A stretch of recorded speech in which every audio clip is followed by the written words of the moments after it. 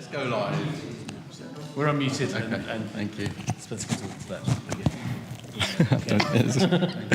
that. Good evening, and thank you very much for coming. It's a huge welcome to Rabbi Josh Levy and Rabbi Charlie Baginski. Have I said that right? Yeah, Baginski? you did Yes, really well. good. I'll hand over to them to tell you all about the new progressive movement. Thank you very much. Brilliant. Thank you. Great. Firstly, just to thank you for having us. It's really lovely to be here. We are on this amazing tour of communities around the country. We are blessed between us with 80 communities, making up together just shy of 1 in 3 of all synagogue-affiliated Jews in this country. And we've set ourselves the task of, if not meeting all of them, definitely sort of visiting as many of our communities as possible. We've been trying to get everywhere to have this conversation together. And it's one of the things I think we're both really struck by is wherever we've been welcomed in an incredible way, and just how special that is, actually. And not something we should take for granted, that when we, that as visitors into people's communities, we get welcomed in such a beautiful way. So, and coffee. And coffee. Wherever we go, someone says, "You look tired," essentially, is what they say. So to begin, I'd like to just ask you, invite you just to imagine for a while. Just to imagine for a moment that this project that we're doing, this exercise, is successful. That it achieves everything that we want it to achieve. What will we have been able to do?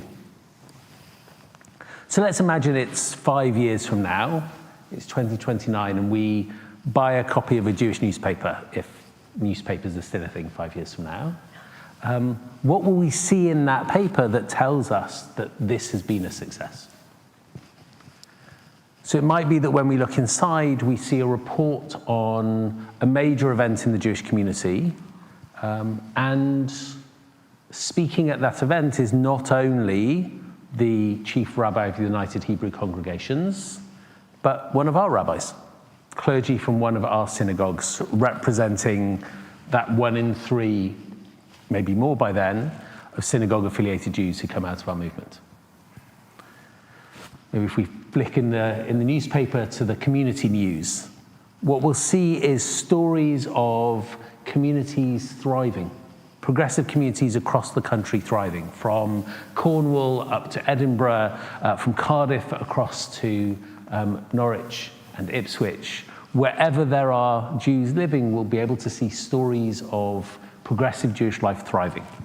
Both established communities, introducing new ideas, reaching out in new ways, and also, maybe fledgling communities in places where Jews live and are gathering together to create Jewish life.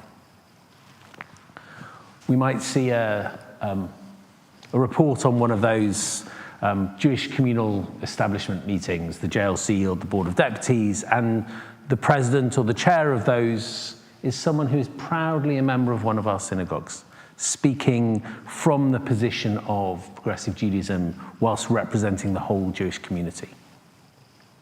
And maybe if we go to the front page, what we'll see is a big story about something innovative, something new, something transformative, a way in which progressive Judaism is really making a difference. Maybe the launch of a religious action center, or the starting of a new community, or a new project that we haven't even begun to imagine yet. Let's stay with the imagining for a few more minutes and think about what life might be like for a child born in that same year. Perhaps for that child, that wherever in the country they're born, they're able to access family, education, services that welcome in their family, that make for a vibrant family community life. And perhaps when they go to school, and maybe they're in a non-Jewish school somewhere around the country, that they open their RE textbook, their religious education textbook, and they flick to the page that's about Judaism. And there on the pages, they're able to see Jews that represent their type of Jewish life. and to see their Judaism represented in those pages. Perhaps most poignantly at the moment for many of us, that when they go off to university and they're looking for progressive community, they're able to access resource and services and clergy who are able to support them in their progressive Jewish lives and meet them where they're at in their university lives. And then perhaps they meet the person that they want to spend the rest of their lives with. They fall in love, and they're able to find community that meets their family's needs. Once again, that life cycle is able to start again with a community welcoming them in, presenting them with a Judaism that embraces and is inclusive for their family life. We're going to speak a lot this evening, I'm sure, about organisational questions.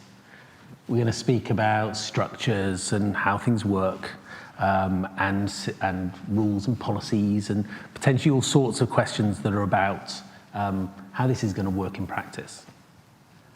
But we wanted to start with imagining, because that's what this is about.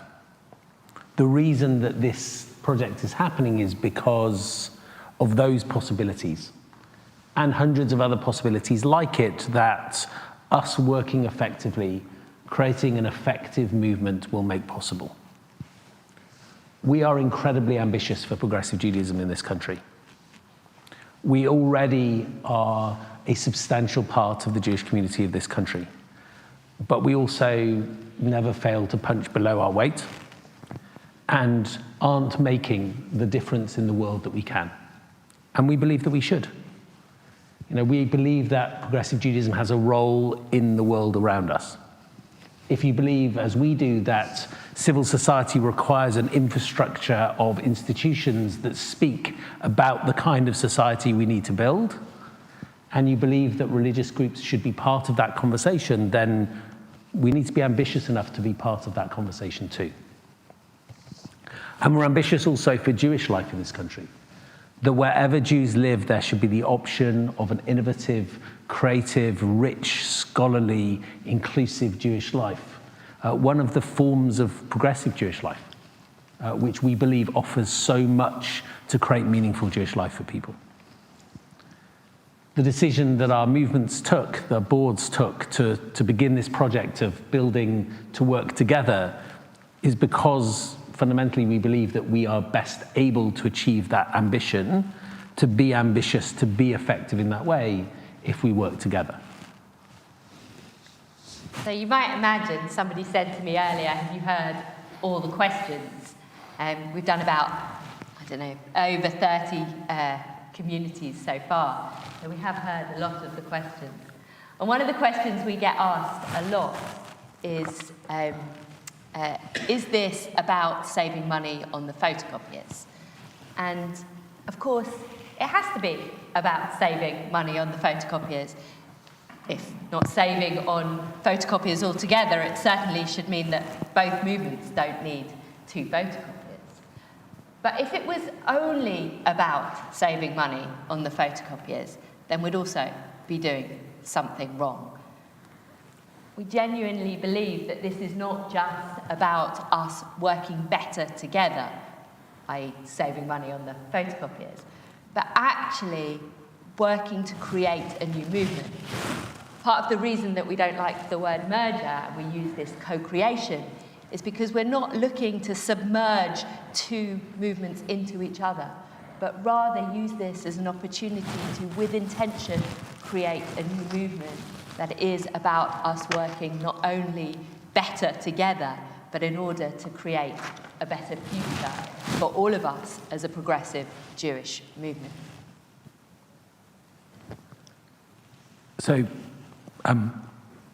another question that we get asked quite a lot is, why do you think you're going to be the ones who are able to do this? As I walked in, Barry gave me a paper that he'd written in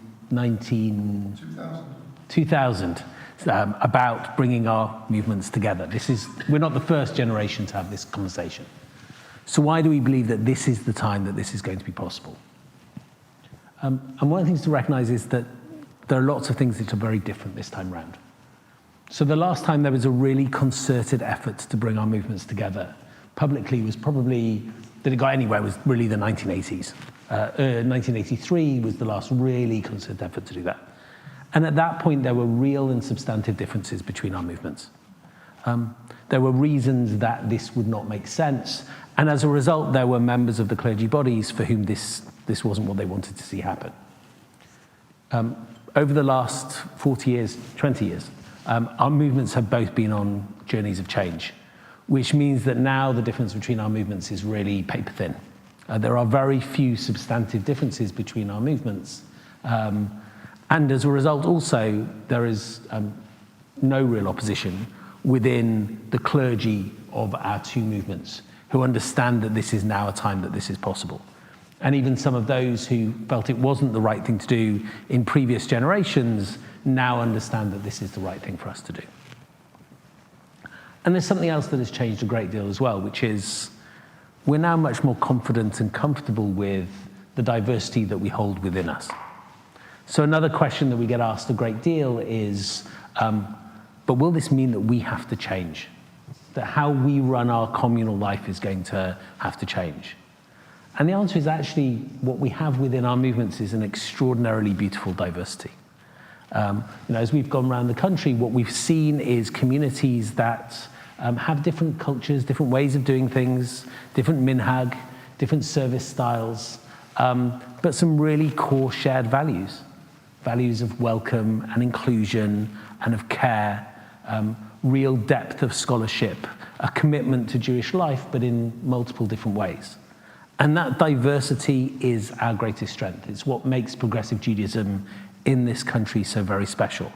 That we have communities that exist and thrive in their space, really kind of reflecting the need of the space that they find themselves in. And it's what also means that you can find two progressive synagogues very close to each other, which can both thrive because each has a slightly different approach, a different niche, a different way of being. Interestingly, one of the things that we've also discovered is that that diversity, that difference is not between our movements. That diversity is within our movements. That is, there are liberal synagogues that are much more similar in many ways to Reform synagogues, and Reform synagogues that are much more similar in many ways to liberal synagogues, that there is great diversity within the liberal movement and within the Reform movement now.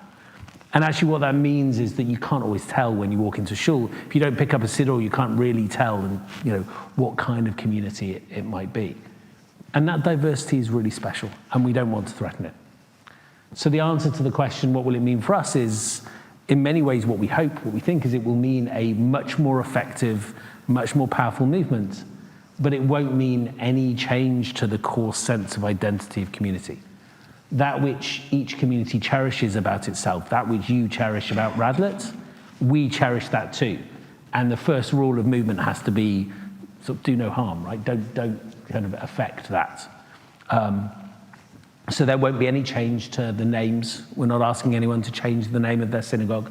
Names may evolve over time as they have across the country anyway, but there'll be no desire to ask anyone to stop identifying as a Reform Jew or a liberal Jew. One of the interesting things about this is I grew up in the Reform movement, as many of you know, and have only ever really worked in the Reform movement. I identify myself as a Reform Jew, Charlie as a liberal Jew, and yet we both identify and can comfortably see ourselves as progressive Jews as well. So there'll be no attempt to ask anyone to change identity in that way. No change to minhag, no change to siddurim. We're not going to suddenly ask Paul to do another machzor for all of us. I think it's been enough. You need a little break, right? Shlosh Regalim next anyway, right? Yeah, exactly. So none of those things are going to change. This is not about changing the fundamental nature of our communities, but about representing our communities and working on your behalf more effectively. Should say that despite this Reform Jew, liberal Jew, this liberal Jew to come here for scouts, and we spent a lot of time one way or another in Radlett. We know that we will try as much as possible to answer tonight any questions or comments that you should want to make. We do have a website. It's called The Path to Progressive Judaism. On that website, we give regular updates about where we've been, what we're talking about. There's an FAQs, but it also has on there our contact details. So should you leave tonight and feel like, get in the car, walk home, wherever you transport takes you, and think there is a burning question that I wish I'd asked them, or I wish I'd told Josh what he was like when he was a baby, you can reach us on that website, and we will also be back in different forms. This is the first visit of many. We really want to be in relationship with you and continue this conversation. So that in mind, this is a conversation. We're really here to hear from you. You can ask us what you want, whether that's about process or about intention. The floor is yours. And also, we'll break that kind of standard Jewish rule of saying, only ask a question, keep it short, don't make a comment. If you want to make a comment, we're also here, in this case, to hear that. So, and there's a roving mic, I think, so that people at home can hear. Or are we repeating? Or Okay, just we'll repeat questions. Fine, We'll great, repeat for those who are joining from home. Okay, great. Great. Can I ask one question? Sure. We were in Manchester at the weekend, and this meeting came up. Mm-hmm. A couple of people said that they were disappointed with the meeting that you gave because they didn't really get a feel for what will change. Great. And that was the question that you had to answer, whether it was MLJ disappeared, you get to combine head office, whether the county changed, there's a county for liberal kids, and there's another county for reform kids, but things surely will change. Great. So focusing on that. Lovely. Can you tell us Great. what will change? Great, excellent. Okay, so first I want to tell you some of the stuff that has already changed, because quite a lot has changed just by virtue of us beginning this process. And one of the things I think that's most important that has changed is that we are now much more present and powerful in the Jewish community already and in the wider conversation than we were before. And I think that's it's one of those hidden things, but it's actually really important. So just to give you a few examples, one of the things we've discovered is that there are a number of kind of conversations we haven't been in and tables that we haven't been around. And often one of the things we've heard back is that because there were two movements, it was more straightforward for us to be ignored. And because there was a kind of threshold of size, it was much easier for us to be ignored. So when you are able to say we are at least 1 in 5 of every Jew in the country, and probably 1 in 3 of every synagogue affiliated Jew in the country, actually that brings a weight and a power and gets us around the table. So to give you some examples, June of last year, we were in a meeting, an event, and we got talking to someone called Matt Dukes. Matt is the Assistant Commissioner for the Metropolitan Police with responsibility nationally for counterterrorism. And he said to us, I'm about to start a project looking at crisis response in the Jewish community. And we looked at each other and we said, Hello. Really? And the first meeting of this was the next day. 8 o'clock in the morning. 8 o'clock in the morning. And he did not know that progressive Judaism existed. No one in the Jewish community had told him that there are 80 synagogues, 80 communities around the country that are not Orthodox communities. And, at 8 o'clock the next morning, we were around the table. Charlie got up, was there at 8 o'clock the next morning. We were around the table. It was really important that we were there. And I genuinely believe we would not have been there because if it hadn't been for this. You should say that as well on October the 9th, 10th, the Friday afterwards, that Matt, Right. because of that relationship, when he wanted to go to synagogue, came to shul with us, Josh took the service, and that relationship has continued because he recognises the importance of this. Right.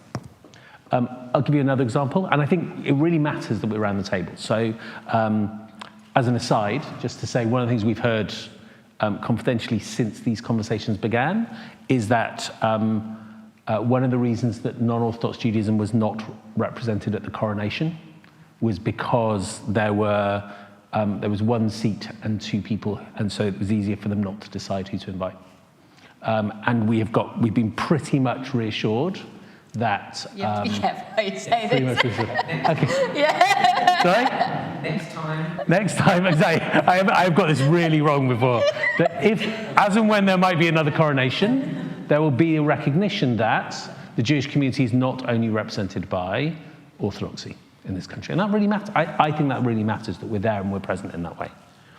I also think it really matters that we are around the table. This is a very long answer, I'm sorry. Because after October the 7th, when we found ourselves in meetings representing you, actually one of the things we discovered is that our voice is slightly different. And it really matters that we're in that conversation.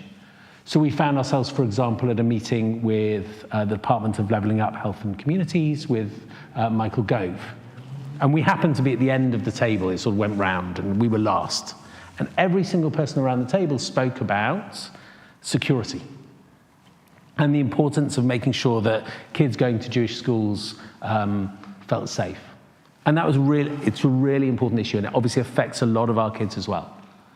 But when it got around to us, we said, and the majority of kids in the Jewish community do not go to Jewish schools. The majority of Jewish kids go to non-Jewish schools, and we need to start talking about what their experience is going to be like. And we also need to continue to focus on issues around community cohesion and interfaith and that conversation, which would not have come up around that table at all if we hadn't been around the table. And I think that's already changing, and it makes a big difference. We're also making a big difference in terms of the way that we're communicating. We've got a shared communications team already. So instead of having parallel communications team, we can have one communications team with different skill sets within it in order to communicate better as an organization.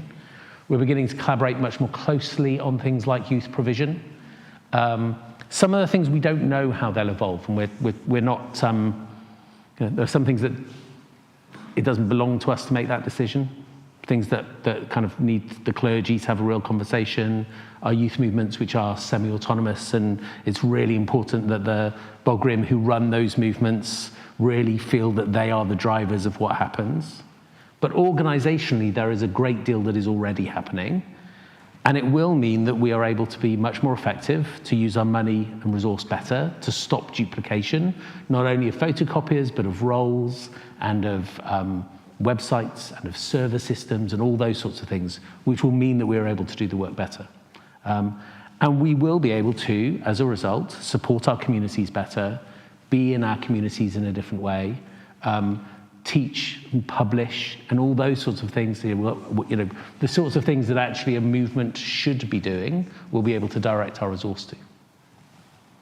So I think there's a question here. Your comment about the police. We have a Jewish Police Association in Hampshire, a Jewish Police Association in the Metropolitan. Can you speak up? Yes. We have a Jewish Police Association in Westminster, in the Metropolitan Police, and in Hertfordshire. Yeah. The police are aware of us, as most of their membership is progressive. They're not Orthodox Jews who are in the police. Absolutely. They're progressive. Yeah. It is our fault that we haven't made them aware that we want to be represented. Absolutely. Right. If we say we want to be represented, Absolutely we will be, but we are not strong enough. We have not been strong enough. Absolutely. Whether it be approaching government, whether it be approaching the police, whether it be approaching anything. I could not. So the question, in case anybody didn't hear, or the comment was, it's not that the police don't know that we're here, or any kind of institutional organisation. It's that we have not stepped up and taken responsibility for making sure that our voice is heard and that we're in the conversation. I could not agree with you more. We have to absolutely accept responsibility for those areas where we have chosen or not stepped forward and been in those conversations. And we have some incredible Jewish police officers as well, with the Jewish Police Association that we've also met with. So the answer is yes, and. The and piece is that it also takes two. There tends to be, I can say something that maybe it sounds a bit harsh, but maybe you'll see where I'm going, which is when it comes to certain organisations, it is much easier to be seen next to Rabbi Mervis and tick the box that says we've met with the Jewish community. If you meet us, our communities, it does not necessarily make for the great picture in the newspaper. Now, come October the 7th, I don't know about you, but on October the 8th, October the 9th, when government chose to go into synagogues and be seen in synagogues, they never went into our synagogues. They were invited. They were invited. They absolutely were invited. When we invited, so for example, Matt Duke came with us, absolutely was invited, took up the invitation. Government was absolutely invited into all of our communities several times. And they go into, because there's a default conversation, and we have to step forward, but we also have to help shift some of the mindset in the community. That means that it makes a big difference when we're seen. So, for example, following on from Hanukkah, when we had a really high profile, thanks to the Board of Deputies, who for the first time had us having an equal religious role, made a big difference because we were seen. Now, that's the first time that the Board of Deputies have had us alongside Mervis, Rabbi Mervis, alongside the Chief Rabbi of the Hebrew congregations. Now, also when we were at Westminster Hall, for example, for the first lighting at Parliament, the fact that Lord Mann, who we have a relationship, have stepped into, insisted that Rabbi Mervis light the first candle and that I light the last candle. It's those relationships, so it takes both. We need to step forward, but we also need to encourage both the Jewish community to hold us up alongside the United Synagogue, and also to work with those institutions to say that actually we are a really important voice within those conversations. Of course you can. With the coronation, Gillian Merritt, Oh yeah. Yeah. yes, Very good friend. who presented the king with the She did. gold, is liberal. She is. Marie van Zyl is reform. We had Debbie, I think was there, Debbie Young? No, she was not. She wasn't? No. I thought she was. We were there, and we were in prominent positions. I think, again, we should be publicising the fact that we are there. Right. How many people here knew that we had, at the coronation, in prominent positions, two people at least? Yeah. Absolutely. On the BIM review. Absolutely. Absolutely right. So I think there's a couple of things. One is, you're absolutely right. We need to be better at talking about the work that we do.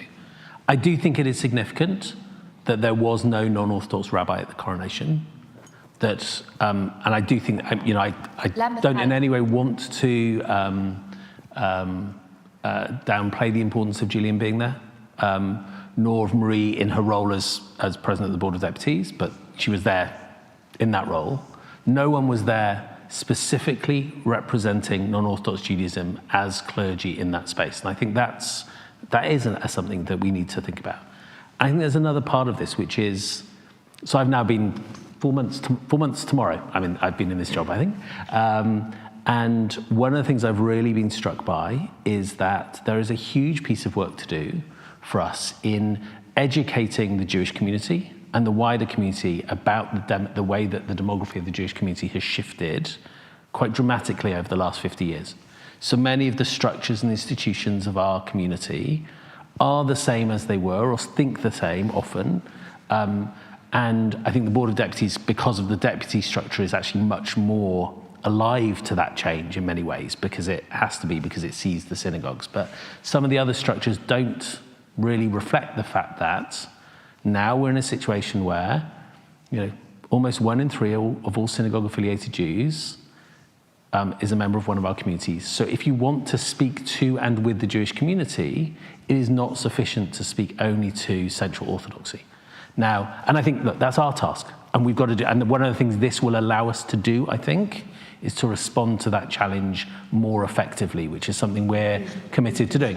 Yeah, as it absolutely stands right. at the moment, out of the 271,000 Jews in this country, 23% of them are us. Absolutely right. At least, absolutely right. You've got to know. We've got to fight. Haven't used it. Right. As I said, You're right. As I said when we began, we've consistently punched below our weight, and this will allow us and help us to be more effective. Personally, I'd like to see you do something else for me.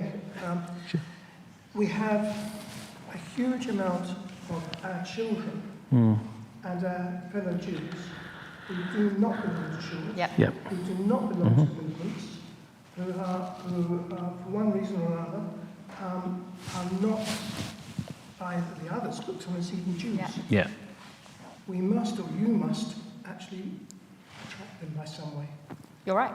We must. haven't. Do you want to repeat the question for people at home? Hold on, Barry. Let's just say, just say, I think there's a real, when we talk about being ambitious. Repeat the question. Sorry, the question is around those who are not affiliated to synagogues or within Jewish community. When we talk about being ambitious, I think we are ambitious for our communities. You know, I think the role of movement is to be the tide that raises all of our ships. That's what we should be, right? And that means being ambitious for our ability to reach out and do outreach. And that means to Jews who are not affiliated. It means to those who are looking for another space that more reflects their core values. We don't know exactly what the demography is, but probably there are around 75,000 households in this country which contain someone who identifies as Jewish enough that in the census they tick the box that said Jewish, but are not affiliated to a synagogue. And our task is to make sure that they know that there is a Judaism that will welcome them and respond to their needs and inspire them. And we have to do that. And we have not done that well enough. And one of the bits of vision that sits underneath this project is to say, we can do this better, we should do this better, and we will do it better if we do it collaboratively, if we do it as one movement together. Barry? No, I'm sure. When I was at Sternberg Centre doing the art, we did manage to eventually get him represented at the Synagogue. Yeah. Yeah. And I know that still goes on today, Yeah. we still have a representation there. We also managed to get Jonathan Romain appointed as the reform rabbi to the Jewish Police Association. Yeah. Absolutely. Which he still He does. still is? Yep. Still is. Yeah. So those are the sort of Absolutely right. Absolutely. and I'm sure you've got lots more like that. that you can Absolutely do. right. Yeah. Absolutely right. Can I ask a question? You said earlier that the differences between the two movements were paper thin, Sure. which I assume you mean doctrinal differences. Yeah. What are the differences? Me? It's your turn. There are very few doctrinal. Repeat the question. Sorry, so the question was. Keep reminding us. You said that the differences between the two movements are paper thin. Assuming that they're doctrinal differences, what are those differences? The honest answer is that while even 10 years ago we could have sat here for quite a while and done a study session on those differences, now those differences really come down to process as opposed to the actual difference. So for example, if we're talking about status, the end result is the same, but that there is a way of welcoming and including in our communities those with one Jewish parent, but actually the process is slightly different. Josh talks a lot often about the forms. Some of it comes down to the forms of two. We have two B'tei Din at the moment, which means that there's a slight different process for one Bet Din as there is for another. But actually, the value behind it is the same, that there is a way of welcoming a child who has one Jewish parent. The issues over mixed faith, over ritual moments in community, again, there are a much more breadth between the communities than there is inside between the two movements. It's not in our hands as to whether we'll end up with one Bet Din. That really is for the rabbis. But certainly we're confident enough that there's enough similarity that the infrastructure that supports those Bet Dins will be able to be one. Some of the differences are in terms of where our communities are. So there is a larger proportion of Reform synagogues who are bigger, whereas there's a larger number of liberal synagogues in some of the provinces, smaller communities. So where we've put our resources as two movements has been different. There's also similarities is where we're lacking stuff, actually. Some of the differences is both of us, so we both do not have an education department currently, for example. So some of those things are much more about where both of us are missing things as opposed to where they're huge differences. So, question over here. Oh, great. Okay, brilliant. Yes, please. I think Brian raised a good point. I think it's broader than that. I mean, the elephant in the room in many discussions is whether in 100 years there'll be any Jews in the UK. Right. Yeah. which is it's quite possible there will be very few kids other than the Haredi in 100 Right. years' time. So the question really is that 25 years ago, we were worried about our children at university not having access to Judaism. Absolutely. So one question is, will there be enough money at university, which I think is a key place to grab? Absolutely right. Yeah.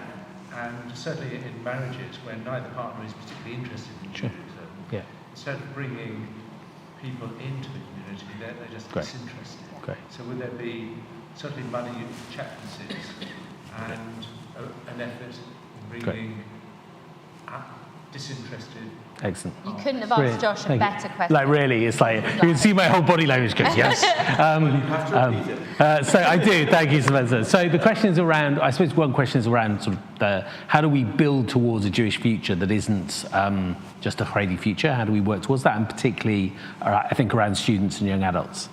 For what it's worth, I'm less pessimistic than you. I think I'm actually very optimistic for the future of the Jewish community. I think we have an enormous amount to offer, and I believe that our forms of Jewish life are life-enhancing. They add meaning. I believe community is something that is fundamental to human life, and I believe that we offer something very important. I think there is a very real question about the future of what is normally called central orthodoxy in this country. And I think we are seeing a kind of polarization in our communities, but I'm actually really optimistic for progressive Jewish life. I think we need to do it better. I think you can't take that for granted. That requires work and effort. It requires us to do the outreach, and it particularly requires us to refocus ourselves on young people, students, and young adults, which is something that we have really taken our eye off the ball of over the last years. In particular, right now, I think we are really seeing the impact of having seeded the ground of student work pretty substantially. If you are in a university town right now, there is not a huge amount of non-Orthodox structure and support. In most university towns, Chabad are the dominant force, and I think we're going to pay the price for that. We're going to pay the price for that in all sorts of ways. One is people not having access to the meaningful Jewish life that we can have and stepping away from Judaism. We're also going to, I think, see people stepping into other parts of the Jewish world, but also our kids are feeling the impact of that because we're not looking after them properly, and we should be. So, look, I think we cannot match Chabad for resource. Never going to happen, right? We can't match Chabad for resource. We absolutely can match Chabad for passion, creativity, innovation, and effort. And at the moment, we're not doing that. So I'll give you an example. In most places in this country, you are near a progressive synagogue, right? But we have no infrastructure to connect people to their local progressive shul. So my son started university in September. Incidentally, his first Jewish experience at university was Kol Nidre. He went to the JSOC to eat before fasting. At the end of the meal, the whole JSOC got up and went to Chabad House for Kol Nidre service. I was very proud of my son. He went back to his room with his friends and they watched their local reforms. They watched their reform community on Zoom, which is why, the things that we can do, right? But that's a really telling example. Now, he is in a town where there is a progressive synagogue. But that progressive synagogue, we have no infrastructure for them to know about him, for us to gather people. There's probably 100 plus progressive kids in that university. We have no mechanism to tell them about each other. We have no way of gathering them because we don't have, it's basic data collection. We don't have a database to pull them together. As a parent, what did I want? I wanted my son to get a WhatsApp when he arrived at university from the rabbi of his local progressive synagogue that said, I know you are never going to come anywhere near me over the next 3 years, but just in case you need me, here's my number. And if you need us to find you a meal somewhere or a family to look after you, just contact me. And it would have been transformative for him in his relationship with progressive Judaism, which he honestly feels is like washed our hands of him. And it would have been transformative for me as a parent. Now, we have got to use our resource more effectively so that we are not duplicating, so that we're not spending money on things that don't matter, so that we're very focused on that sense of purpose and mission, right? And I really do think of it as kind of sacred task. This is our mission, right? This is our task. We have to take, the money, the precious money that our communities give us, we have to supplement it by working incredibly hard at fundraising, and then we need to use it in good and clever ways. We just got to do the work better, right? And the reason I'm optimistic is because I believe we can do the work better, and I think it will show. Spencer. It's an online question. Yes, great. So this is from Irene. As well as Irene. those Jews that are unaffiliated, there are many default Jews, people who are members of the United Synagogue, just because their parents were, and they don't realise that they are progressive Jews, living progressive lives. Do we see the new movement impacting this? A lovely question. Did everybody hear it? So the question is that talk a lot about the unaffiliated Jews, but what about those United Synagogue Jews who don't yet know that they're progressive Jews? Is that a fair summary? Is this going to have an impact on them? I think it's already having an impact, actually. There's not... we were last night at the CST dinner, and I cannot tell you how many people we had the conversation with that were, do you know what, you're actually a progressive Jew, you just don't know it yet. There's a woman at the embassy, I won't give away who she is, at the Israeli embassy that we have a very good relationship with. And when she came to this country for the first time, she's been here a couple of years now, but when she first came, I went to meet her, and we had a long conversation. And in that conversation, she told me that she had left Israel in order to be married because she didn't want to get married by the rabbinate in Israel. And and it's like, she said she would have loved, she said, if only there had been a rabbi who could have met me and created the sort of service and ceremony. And I was like, you just haven't discovered progressive Judaism. Yeah, really.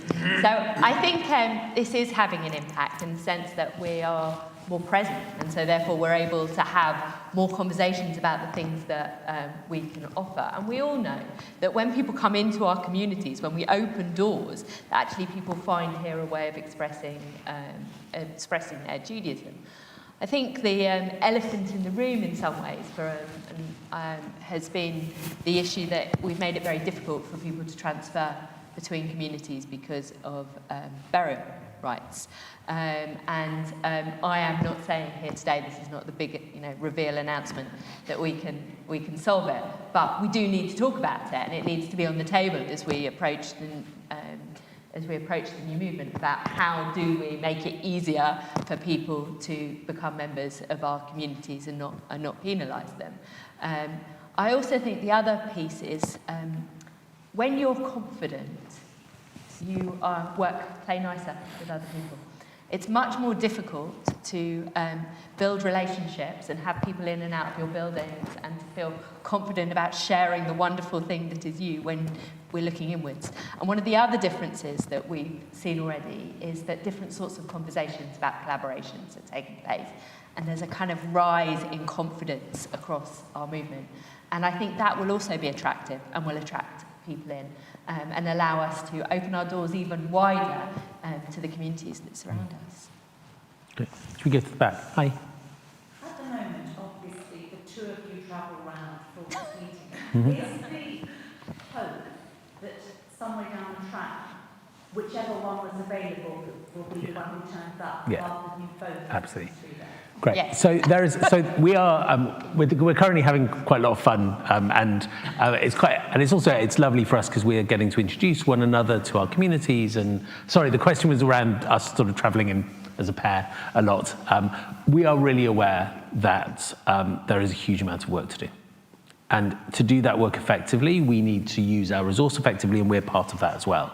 So this first round, this first tour, we are trying to go together to as many communities as we can.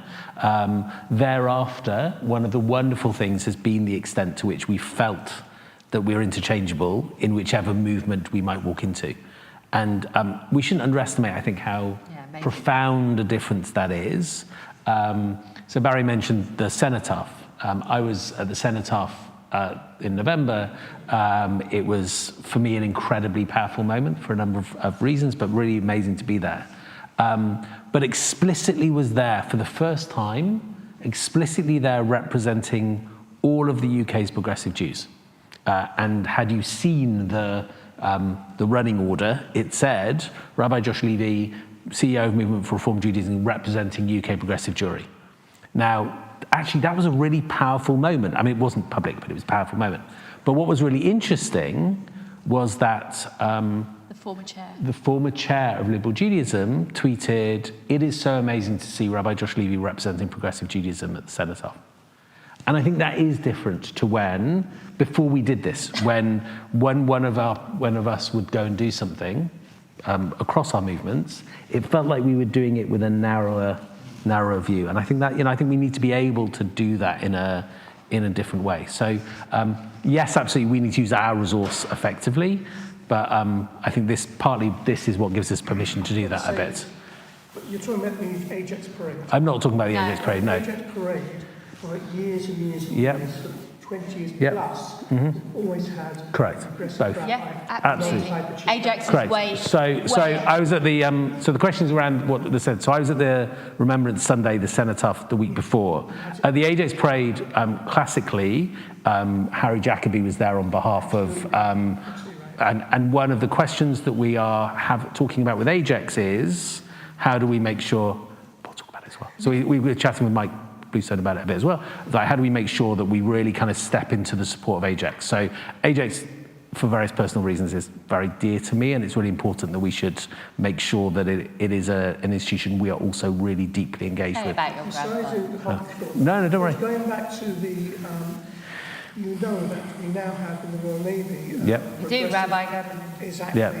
Who's shouted about that? Yeah, Absolutely. That's a great thing. It is a really wonderful thing. We also should be shouting about our work in the universities. I mean, I don't know which university your son's going to, but if you take Oxford, for example, the Oxford Shul is non-affiliated, and in that shul last Yontovs, they hosted the Mizorti, the Sephardi, the Progressive, and Right. the... So there are some places where this is going well.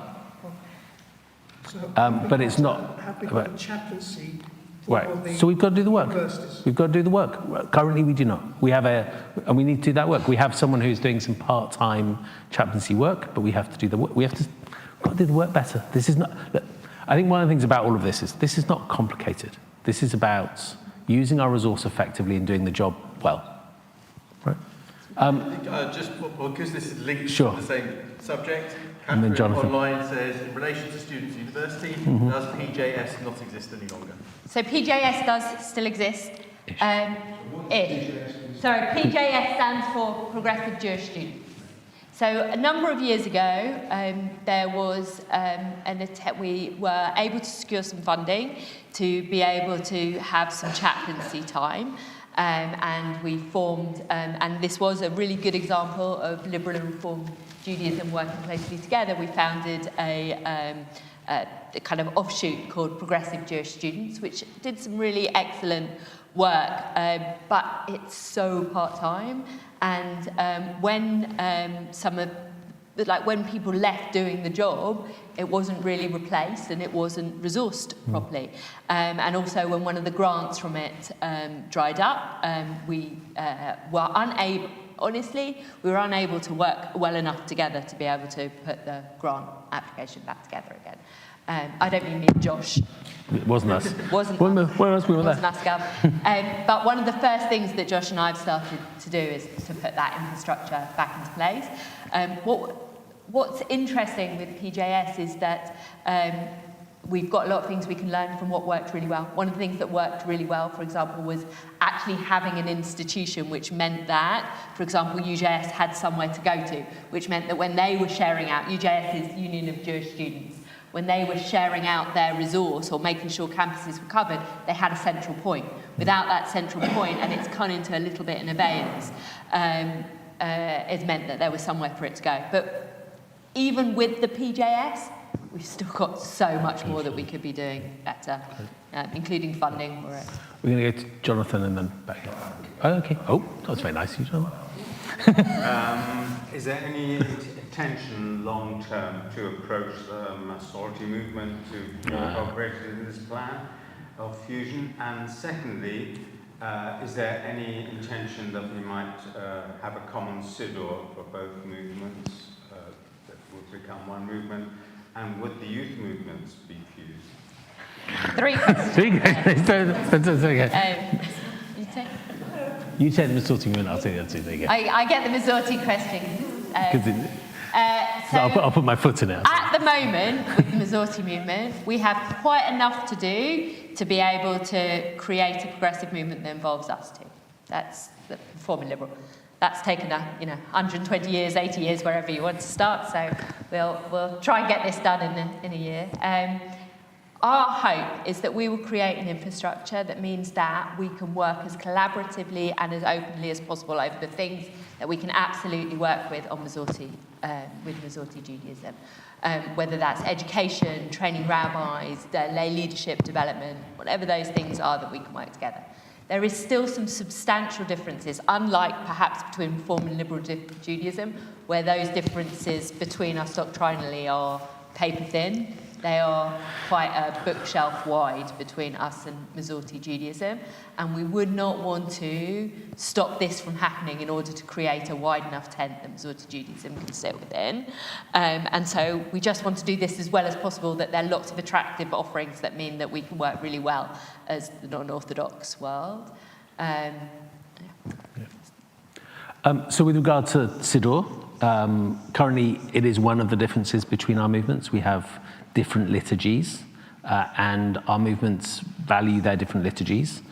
So there is no intention at the moment to try to create a kind of uniform liturgy between us.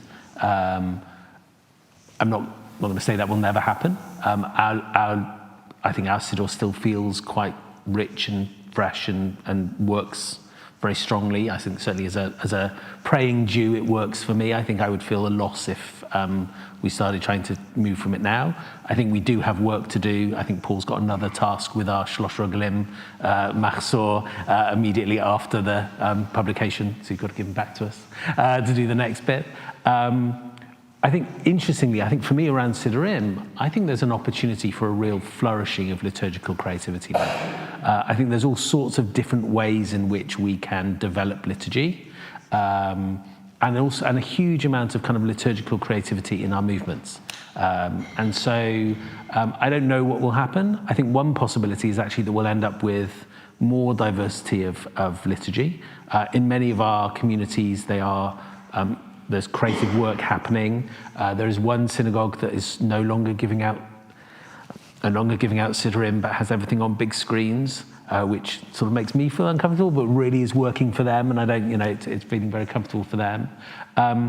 Many of our synagogues have minyanim, which they've created their own liturgy specifically for those services. So I think what we're going to see is a kind of flourishing of liturgy, and then the next time we are going to review one of our prayer books, I think there'll be then an opportunity for our clergy to really speak together about what we do together. With regard to youth movements, I think currently again we have two brands and two things which really work for the people who use them. And currently, interestingly, RSY Netzer and LJY Netzer have very little crossover in terms of clientele. Like the people who go to them, but also actually interestingly in terms of dates. So they don't run events at the same time. So I think right now, actually practically, what we would be reducing our offering, we'd be diminishing ourselves if we tried to kind of push them together. If you ask me, do I think 10 years from now we will still have an RSY Netzer and an LJY Netzer existing independently? I think it's probably unlikely. But I don't want to predict how that happens. What we absolutely need to do is to not have two youth departments sitting behind them, two administrators, two databases, because all of that stuff is the stuff that actually takes a lot of the resource that we don't need to duplicate. I think the other really important thing about the youth movements is that the youth movements really belong to our youth, right? It's a really important value of the Jewish youth movements that they are held, owned, and developed by their own graduates, and it's an important value for us. The conversation about what happens next year will be a conversation that we have to have in part with next year's movement workers, two of whom might be very well known to this room. But actually, we need to go on that journey with them. So I think there's our commitment is that we absolutely create the structure around it to make sure that we are doing it effectively and cost effectively, but that particular piece might take a little while to change. I know as you don't need to follow, excuse me. So is there still, because after tour, there used to be LJY, RSY combined. Kites, yeah. In lower sixth. Yeah, Does that still exist? That's the only question. So kites, so it's a question about there used to be an RSY LJY joint event. Kites still exists. Kites still exists, but RSY Netzer for the last few years has not participated in it. So LJY have done it on their own. It's one of the places where we might revisit and have a think together about how we might do stuff. Jonathan, you finally get your question. Yes, I'm confused as to what you're meaning by progressive Judaism. Okay. So, is a progressive Jew someone that belongs to a progressive Jewish synagogue and doesn't come along? But I would say that the progressive Jews actually belong to Orthodoxy, who really are progressive. And then you've got the JPR survey which came out, which says actually people are, broadly speaking, Jews are basically the same apart from the Haredi. They don't want anything to do with religion, the vast majority of them. They're not believing in God, not doing all that stuff. They're concerned about issues of the Holocaust in Israel and that stuff. So, are we just using progressive Judaism in a kind of very general way without having any real bite to it? And just one sort of particularly because your question. I'm going to give it to you. It's like, this is, are we really the throbbing heart of it? If so, is it anything to be proud of? So, you can answer the last take it in turns to answer questions, but if I do not let Josh answer a question about JPR and data, then he's going to explode. Okay. So we'll let him answer first, and if he's missed anything, I will. Go. Thanks. Okay, so Charlie will speak to the thing about what do we mean by progressive Judaism. I do think there's an interesting question about what the nature of the Jewish community is right now. And I think there is some interesting data that came out of the JPR study. I have real issues with some of the JPR's methodology, and in particular the way that it identifies different kinds of Jews. If you were to ask me to identify myself in their 5 categories of Jews, I would tick 3 of the boxes. I know someone else who would want to tick 4 of the boxes. So I think there's a real question about what do we mean by progressive in that context. I think you're absolutely right. One of the interesting things it did show, though, is actually that there is greater religiosity, as self-defined, amongst people who identify as progressive Jews than there is amongst those who identify as traditional, which does tell us that we're very, very confused, which I think is absolutely true. I think it's very, very confused.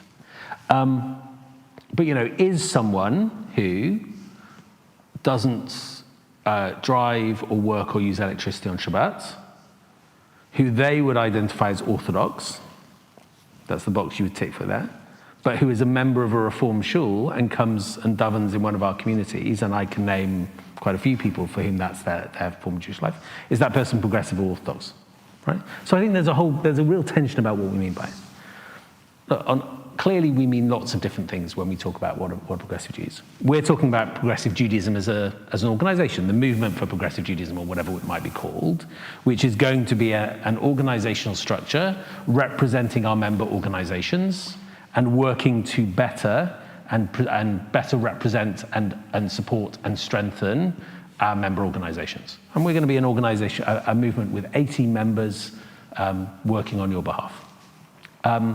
Progressive Judaism is an ideology, denominational ideology, internationally, which is associated with values of equality and inclusivity, a particular approach to halakha, which we can study together. I'll be happy to come back and talk about progressive halakha. If you want to give me some weeks to do that, that would be great. But actually there's a specific kind of ideological denominational approach there, doctrinal approach that we would call progressive Judaism. We also are part of an international identified movement, so one of the reasons we're using the language progressive Judaism is because we are part of the European Union of Progressive Judaism. We are part of the World Union of Progressive Judaism. We are allied internationally to a world of progressive Judaism, and we shouldn't forget that the largest synagogal body in the world is a progressive, part of the international progressive movement, the American Reform movement. So we use that language in lots of different ways. I appreciate that there's a lack of kind of clarity there. I am passionate about community, progressive Jewish communities, what we offer people in terms of the lives that they can live. I'm also passionate about our ideology, our doctrine, our theology, our liturgy. I think our liturgies are articulations of progressive Jewish theology in some really interesting ways. And I think where you're absolutely right, and we spoke about this before, is we have to start talking about this. We have to start explaining it.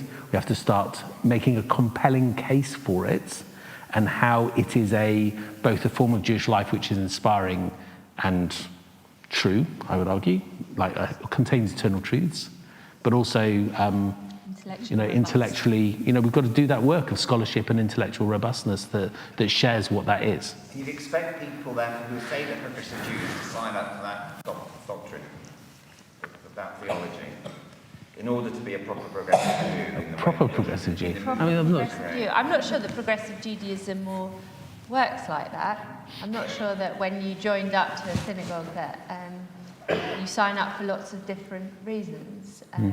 Same, I'm sure, for all sorts of communities that one joins. I think that they're probably, sometimes it's easier to define yourself by what one's not, but I don't think we're going to start going down that path. I think part of the reason that we talk about the word movement and the word kind of progressive with it. I mean, look, if somebody can come up with a better term, somebody suggested to us that we run a competition, but progressive is easy because of the World Union, right? Yeah. And it has all sorts of problematic kind of current politics attached to it. But part of the reason that we talk about this ambition for progressive Judaism is because I think there are some shared values that I think that attract people into community. And I think those shared values go across the country now. Doctrinally, theologically, it's one of the wonderful things about being Jewish is we spend time arguing about it and debating it and educating ourselves on it. Would I get, the 3-4 rabbis in the room to sign up to exactly the same theological statements? But at least eight theologies between us. Exactly. Because there was a kind of an addendum to your question, which was around the number of people here and are we the beating heart?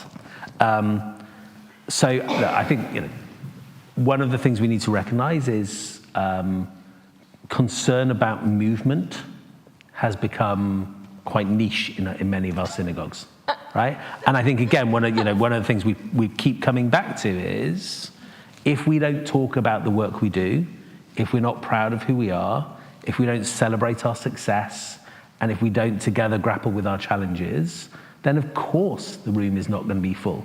The majority of members may well not know of movement or be able to articulate what movement is for or what it does. Or feel like it's vital to their own existence. Right? Now, that is a task. That is a thing to which we have to respond.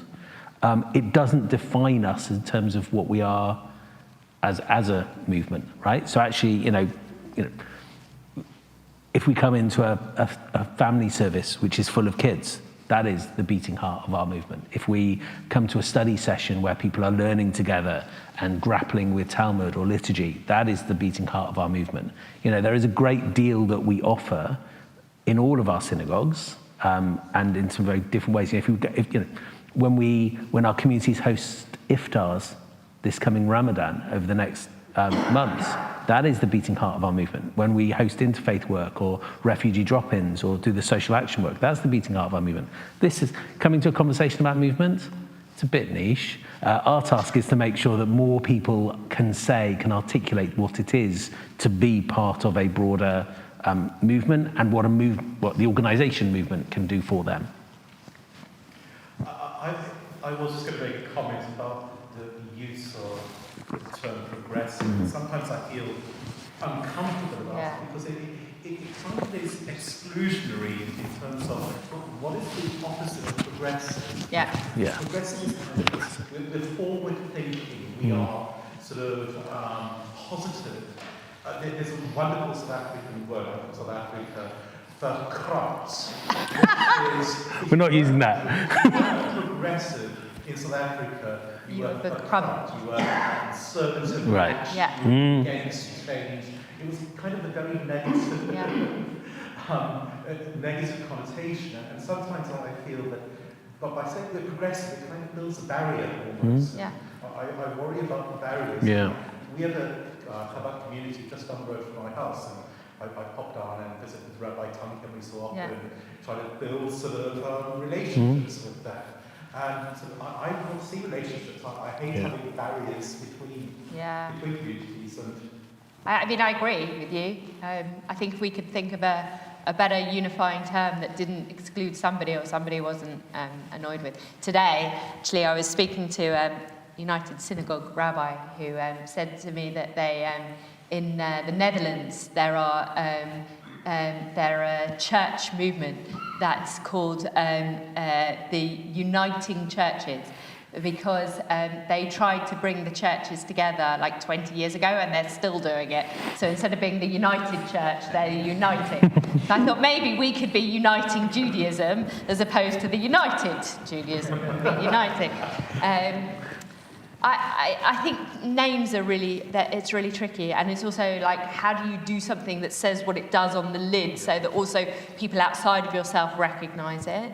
It's where progressive Judaism kind of works as well, because it situates us in front as part of a world union. But yeah, I hear you. I think it would be nice to think we just have great relationships everywhere, but I think we can still do that on a personal without necessarily having a title that does it on the lid.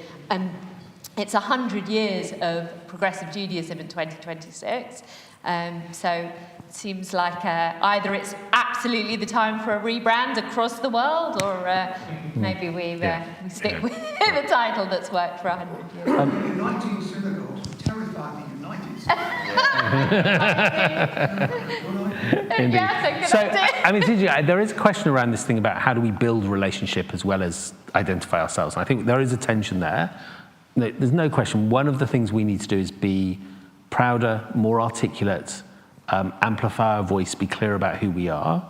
We also need to do it in a way which allows us also to be in good relationship with our neighbours and friendly with our neighbours. And, you know, we have met with the Chief Rabbi of the United Hebrew Congregations. We have spent a lot of time with him. We have reassured him that this is not an attempt in any way to kind of create conflict with him.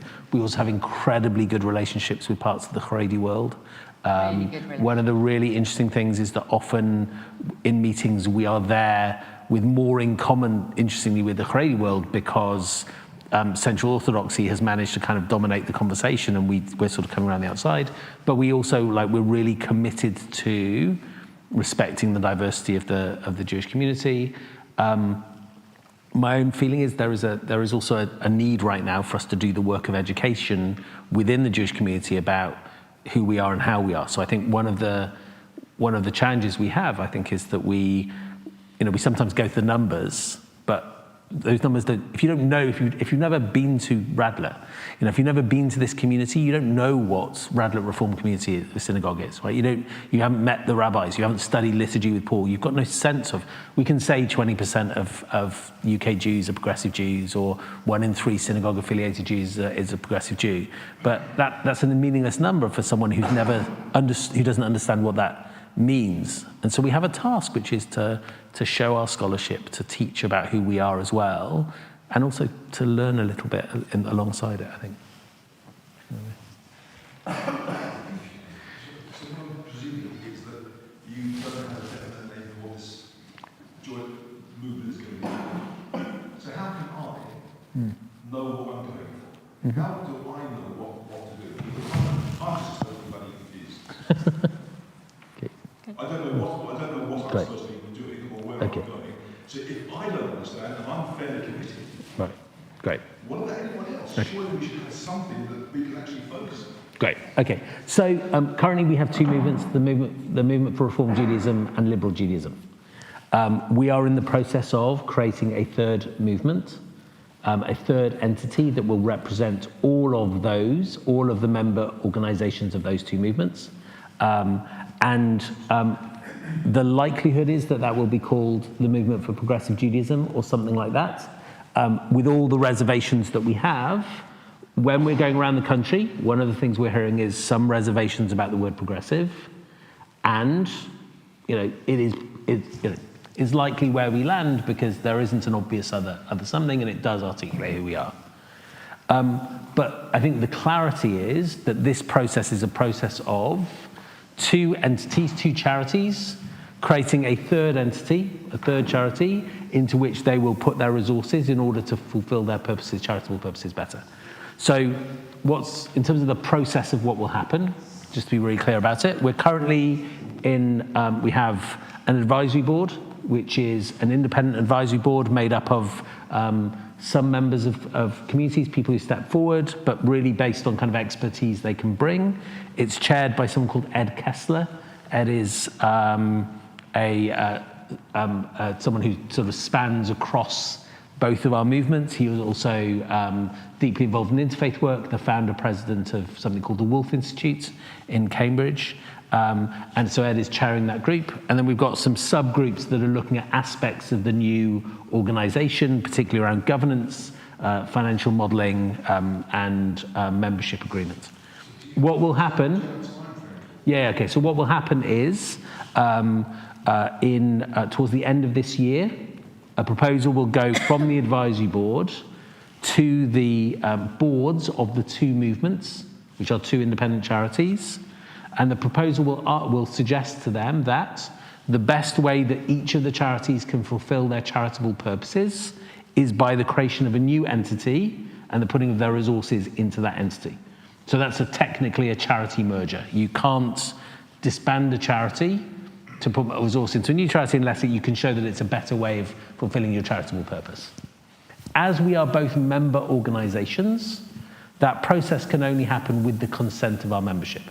So the members of our organisations are our communities, right? So the Reform and Liberal synagogues that currently exist. So that proposal, having gone through the boards, will then need to be taken from the boards as a proposal to the member synagogues, who will have the opportunity to vote on that proposal, and that will probably happen early in 2025.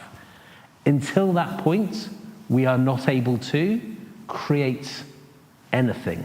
Really, there is no new entity because we don't have the consent of our members to do that piece of work. So then there will be a period of what we're told is about 6 months, during which that creation process will happen. So we can now, if we wanted to, we can set up a company limited by guarantee with the name if we wanted to, but we can't really do anything with it until we have the consent of our members to do that piece of work. Now, in order for us to ask our boards and then ask you to vote on that, there's some key information you're going to need to know, right? You're going to need to know, how a decision's going to be made, what is the power structure, how many votes does Radlett get? You're going to need to know what the community contributions model by which the synagogues contribute to the finances and the work of the movement, how that's going to work. and you're going to need to know what the rights and responsibilities of membership are. So those are kind of some of the core questions. So as we do the work through this year, we'll be able to come back to all of our communities in various forms to start kind of talking about that detail as it comes together. But it's why we sort of start with vision, because we could spend a lot of time talking about kind of governance structures, and I'm spending a lot of my time talking about governance structures. But actually, that's the kind of this is for the purpose of creating an entity which better does the work of movement that we think is so crucial. So the goal is that we will be in a position where we are creating this thing this thing is done in mid-2025. You should say that if we'd have gone round all of our communities and everybody had said to us, this is a really bad idea, we want nothing to do with you or your new movement, we wouldn't be doing the work of creating those three. This is not the message that we're getting, and so we're committing to this vision with you to do those bits of work. And what happens to West London? Oh, so we had two questions which are kind of related. So one was what will happen with West London, and one was what will happen with those communities that don't want. So in order to do this, we need 75% of the vote from both movements. There is always, with anything, there's always a risk that somebody says no. We hope that we'll have done the relational work and work through that will make that possible. In terms of West London, we are in regular conversation with any independent synagogue that there might be potential that once this movement is created, that they may want to join. Can I ask just one other thing that is relevant to this? We're all under threat at the moment from, I'm not going to say anti-Semitism, but Jew hate. The biggest victims are our people who are about to experience it, our children at universities. To what extent, if any, do you have the time or the resource to get involved in that? So the question was about Jew hatred, particularly on universities. We're really involved. I mean, look, I'd love to say that we suddenly had chaplaincy on every university. What we do have, working very closely with UJS, with the Union of Jewish Students, but also on an infrastructure level, both with police, but also with some of the large anti-Semitism and education charities, and with the JLC, which is the Jewish Leadership Council, and the Board of Deputies. CST. Yeah, well, CST, we were there yesterday with CST as well. The Progressive Communications team, which I know more support yes. separate organisations. Yeah. Great. Now you need to repeat what Paul said. So it's also about the communications that we're able to provide as well, in and out, and some of the training as well, and support. So that also is not only for our Rabbonim, but also for communities and JSOCs, and it's not as much as, October the 7th took us all, and one of the big questions that we ask is, what about tomorrow?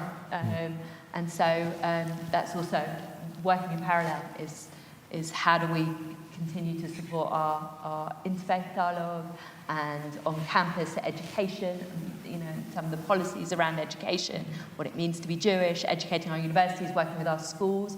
Many of our schools had no concept of how to be able to talk about this within their schools, and that's not just Jewish schools, that's within non-Jewish schools. And our rabbis and a lot of our lay leaders are quite exhausted doing it, and we try and support them as best we can. It's interesting.